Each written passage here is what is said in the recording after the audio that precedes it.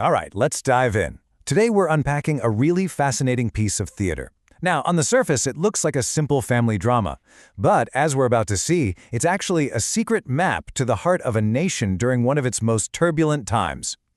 So, here's the core of it all. The story you see is about two sisters, just waiting for a relative to come home. Simple enough, right? But the real story, the one hiding in plain sight, is about an entire country holding its breath, completely caught between a devastating past and a really uncertain future. And together, we're going to crack that code.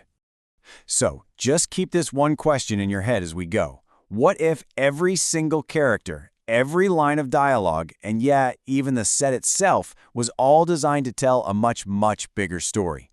That's the exact mystery we're about to unravel. Okay, first things first, let's set the stage.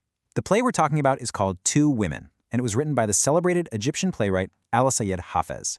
And what he gives us looks, at first glance, like a very straightforward family setup. You know, the whole story really kicks off with just a single piece of paper, a telegram. It announces that an uncle, who's been gone for years, is finally on his way home. For the two sisters, Sunia and Huda, this news changes absolutely everything. It's the one thing that forces them to confront how they really feel about their past and their future. Now, this is where it gets really interesting, because these aren't just two sisters with different personalities. Nope, they are living, breathing symbols of two conflicting ways of thinking that totally defined an entire generation in Egypt.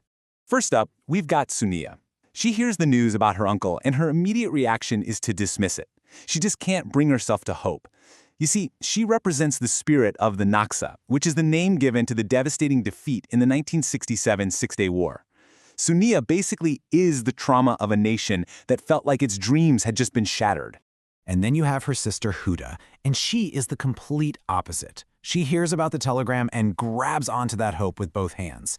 Huda represents that resilient, forward-looking spirit of a younger generation, one that absolutely believes in the possibility of a comeback, of a victory, of a brighter future, no matter what happened before.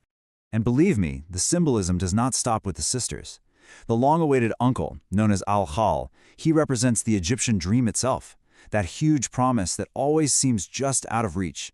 And then there's another character, Uncle Suleiman, who embodies the triumphant spirit of the 1973 October War victory. Literally every character is a piece of this national puzzle. So it's not just the people who are symbolic.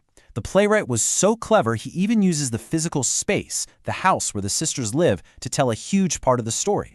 And this one line of dialogue from the play, it just captures the central tension perfectly. Is this home a prison or is it a palace? For these two sisters, the answer to that question reveals their entire worldview. Let's break that down. For Huda, the optimist, the house is a prison. It's a symbol of a nation feeling trapped by its own history. But for Sunia, the pessimist, it represents Egypt itself, a land that's vast and full of potential. One sees a cage, the other sees a cherished home. It's an incredible contrast. Okay, so now that we've got the key symbols down, the sisters, the uncle, the house, we can actually lay them over a timeline of real-world history. And when we do, you'll see just how perfectly everything aligns. It's pretty amazing. The play's timeline mirrors Egypt's journey almost perfectly. So, 1967 brings the defeat, and that's when Sunia's pessimism is born. The years right after that are a waiting period, where the sisters and the nation are just stuck in limbo. And finally, the hope of the 1973 victory is symbolized by a wedding, a brand new beginning. It's just a masterful parallel to real history. So, what does all of this really tell us?